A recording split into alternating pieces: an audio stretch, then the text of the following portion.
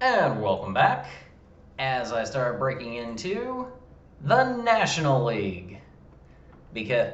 So I'm splitting up the YouTube channel, or YouTube, into 2 episodes because reasons. So, yeah, now that I got that out of the way, I can start breaking down the National League East. And I must admit, I am surprised by this one. In first place, the New York Mets, 18-13 on a 7-game win streak. By far, not just the best that the Mets have been this year, but the best anyone in the NL East has been this year. By a lot. So their offense has started moving forward a bit. It's still not necessarily great, but it is better than it was a couple of weeks ago. Especially better than it was a couple of weeks ago, but even better than it was a week ago. They finally got their offense to start rolling a little bit. Only took their best pitcher, Jacob deGrom, getting hurt, who's going to be out for a little bit. So, yeah. And pretty much everything for them is starting to go in the right direction. I don't know how long it's going to last. I want to make that perfectly clear. But they got a long way to go with that offense. They just fired their hitting coach, I want to say about a week ago. So maybe that's helped. I don't know by how much. In second place, at 20-18 and a game and a half out, the Philadelphia Phillies. They were on top of the division for a good portion of the season, not because they're really good, but due to a lack of competition. So they're kind of the division leaders by default. And it's starting to catch up to them. They've done well over the last 10 games. I mean, they're 7-3. Seriously, they've won 7 of their last 10. But I don't necessarily know that they're going to be able to stick to that. I think that they're going to start regressing here pretty quick. They're not a good team, in spite of how well Bryce Harper has played. In third place, the team that surprises me is still in third place at 17-20 and 4 games out. There's actually a tie for third place. I'm going to list this team first, the Atlanta Braves. Yeah, they had just gotten up to 500, and now they've lost 3 straight. I don't know what to make of Atlanta. They've got an all-star out in right field because Acuna's back and doing Acuna things. Their pitching staff has not particularly been good. Their offense is starting to catch fire a little bit, but I know Freddie Freeman's starting to get better, but I don't know. I don't know if they're about to start moving in the right direction or not. I just don't know. Tied with them in third place, pleasantly, at 17-20 and 4 games back, Miami Marlins. So I still have I'm still like a huge fan of Jazz Chisholm. He's still the best second baseman in the National League, as far as I'm concerned, anyway. And actually, the Marlins have a winning record against teams in the NL West. I didn't know that. They haven't done well against the NL Central, and they've done about as well as anybody against their own division. But yeah, they got a winning record against at least one division.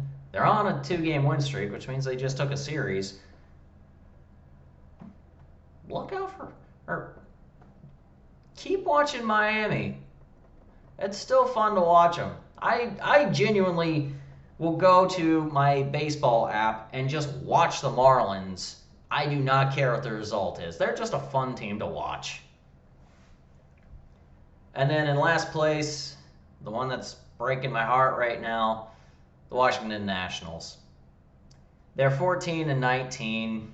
They're 5 games back, and they're playing like it. Their offense has not really gotten going, or it just has not been able to get going.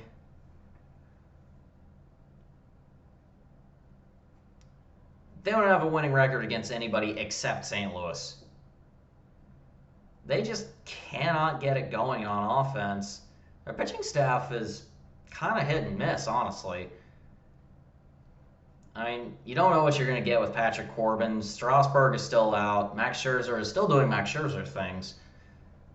John Lester is finally back, and he hasn't been bad.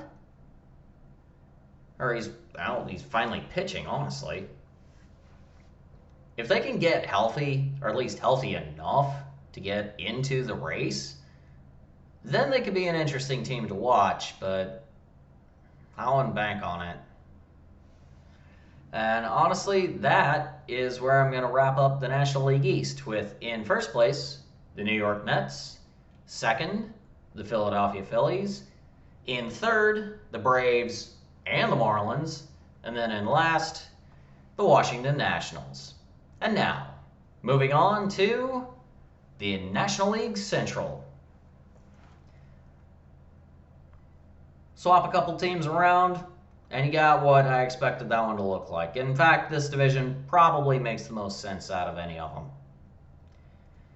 In first place, we have the St. Louis Cardinals, who actually are playing like a team in first place at 23-15. They actually have a better record than most American League teams. Yeah. Not all of them, but in fact, the only team in the American League that's better is the Chicago White Sox, and there's only one team in the National League with a better record, and I'm not there yet.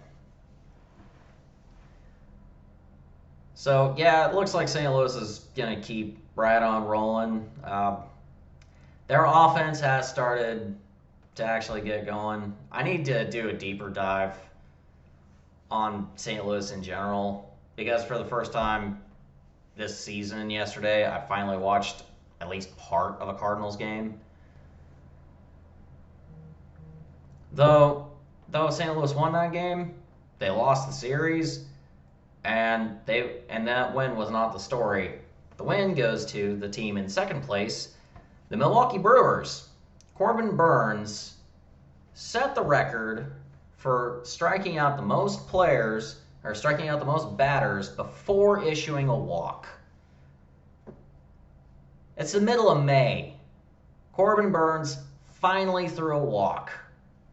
He struck out 52 batters first. Talk about a K to strikeout ratio. The Brewers are only 20-18, however. They're 3 games back of St. Louis, though they did gain a game. The last 10, however, have not been as kind. Their offense right now stinks. Their pitching staff is still amongst the best in the National League. Corbin Burns and Brandon Woodruff are still pitching lights out. However, their offense is just not that good this year. And it's really catching up with them. I hope that doesn't continue. I hope that their offense can get going, but I just don't necessarily know that it will. In third place, a team that it doesn't surprise me is in third and could move up to second any day now. Maybe. Cincinnati. They're 17-18. They're 4.5 back, and they have all of the traits that we all expected them to have going into the season. A lights-out offense in the top 5 in the National League. Actually make that top 2 in total runs in the National League. And one of the worst pitching staffs. Their run differential is 3. They've scored 186 runs. you give up 183, you're going to give up a lot of wins.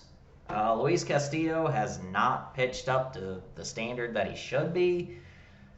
Sonny Gray's been okay, but he hasn't been that okay.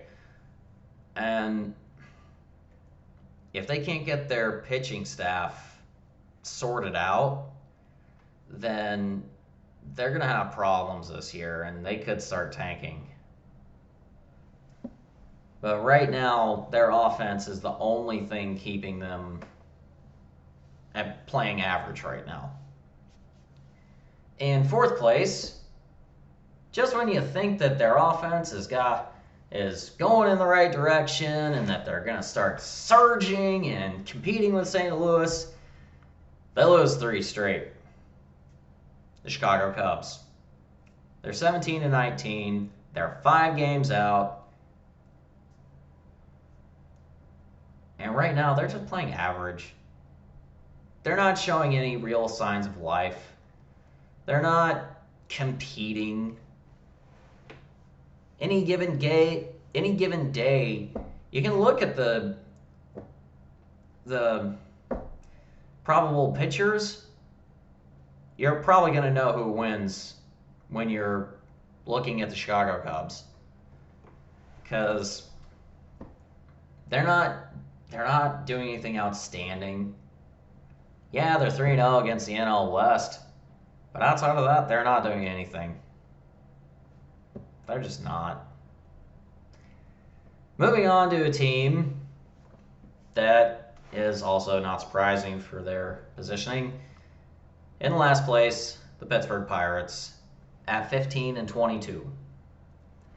The story I want to talk about with them, which is kind of under the radar, Adam Frazier.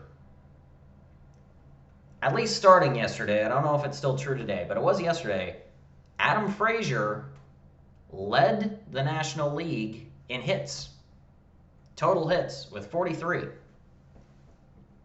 Meaning that he's probably got amongst the best batting averages in baseball. The leader in hits in the American League is Xander Bogaerts with 46. Or at least it was going into yesterday. But Adam Frazier was leading the National League with 43. The other story, which is really sad, Brian Hayes, the player that we all kind of hoped would have a breakout year this year, he got moved to the 60-day IL, meaning that at minimum, we're not going to see him back for the next 2 months. Minimum. Don't be surprised if we don't see him the rest of the year. I would be surprised if we do. And frankly, it's probably not going to happen. I mean, he's going to have to go through a rehab stint in AAA probably, just to make sure that he's fully back to health, or back to healthy. So they're just going to have to do it without him. I don't know if Pittsburgh would be willing to put Adam Frazier on the trade block or not right now, because he's definitely building his stock, and there's a lot of teams right now competing that could use a second baseman. So don't be surprised if there's going to be a lot of conversation about that going forward. So to wrap up the National League Central, in first place we got the St. Louis Cardinals. In second, the Milwaukee Brewers. In third, the Cincinnati Reds. In fourth, the Chicago Cubs. And in last, the Pittsburgh Pirates. And moving on to last but not least, the National League West, which is still surprising. The last 2 teams are exactly who you expect. The top 3, not necessarily in that order. Still leading the NL West with the second best record in baseball, the San Francisco Giants. It's not a secret anymore. They're winning with pitching.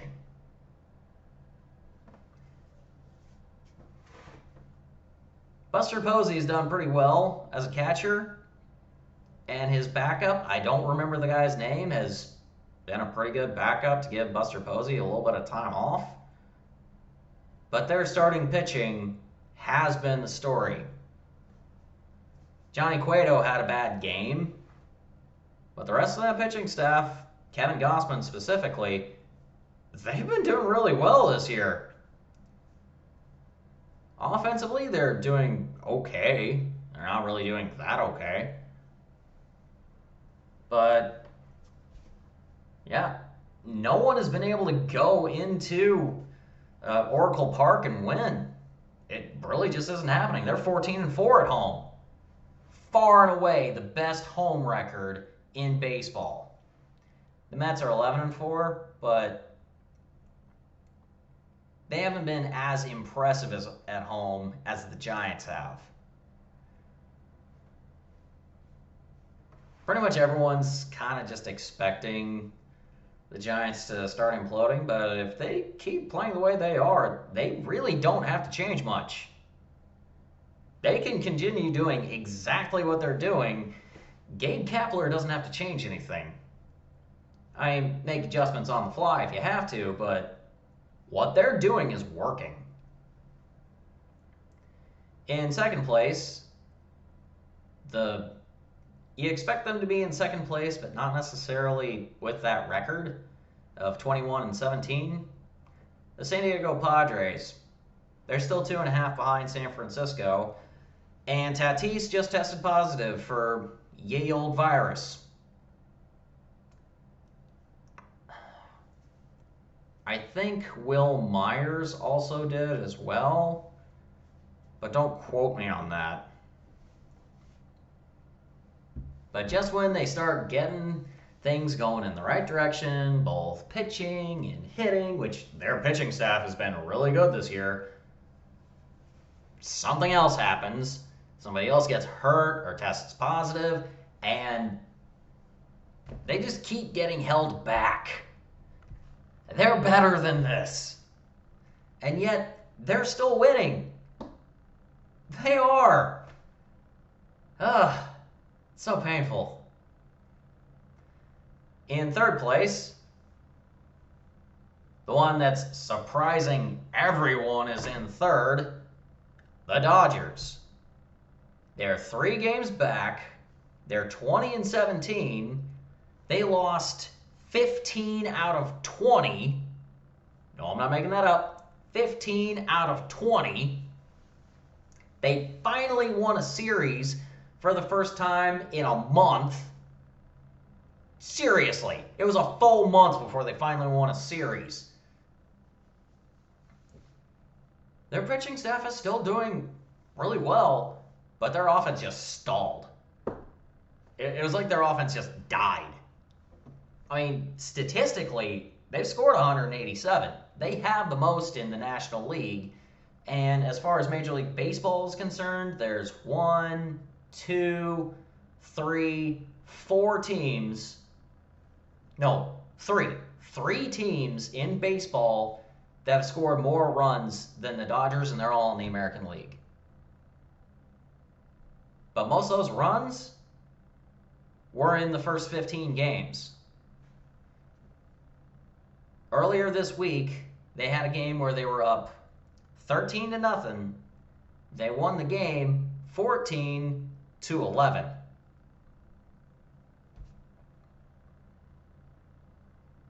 They almost blew a 13-run lead.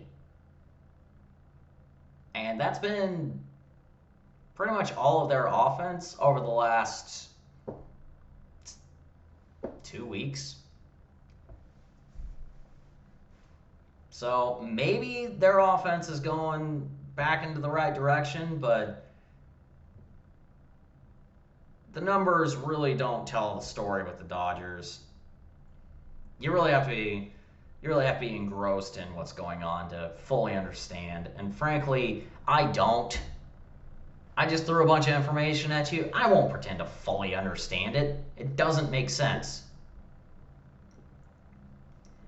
In fourth place, the one that it actually makes sense where they're there, The Arizona Diamondbacks. They're 17-21. They're 6.5 out of first. Don't expect them to get closer.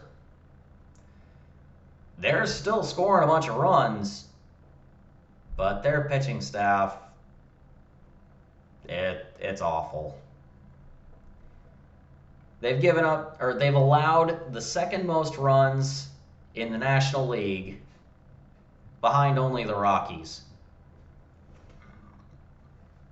And they've given up the fourth most in all of baseball, behind Detroit and the Angels. So don't expect the Diamondbacks to get any better. They're not going to. They're playing slightly below average as far as their team goes. They're probably going to keep playing like that. And then in last place, the team that surprises no one, the Colorado Rockies. The part that's surprising is that they don't have the worst record in baseball. They're half a game ahead of the Twins and Tigers, and about 20 percentage points higher. They won their last two games. As far as I'm tracking, Raimel Tapia is still playing well for the Rockies, but beyond that, I don't think I have anything else to talk about. They've given up the second most runs, but, Coors Field, you're going to give up quite a few. They also have the worst road record in baseball of 2-14. I'm pretty sure one of those was the game I watched on opening day. Meaning that they've won one game on the road in the last month and a half.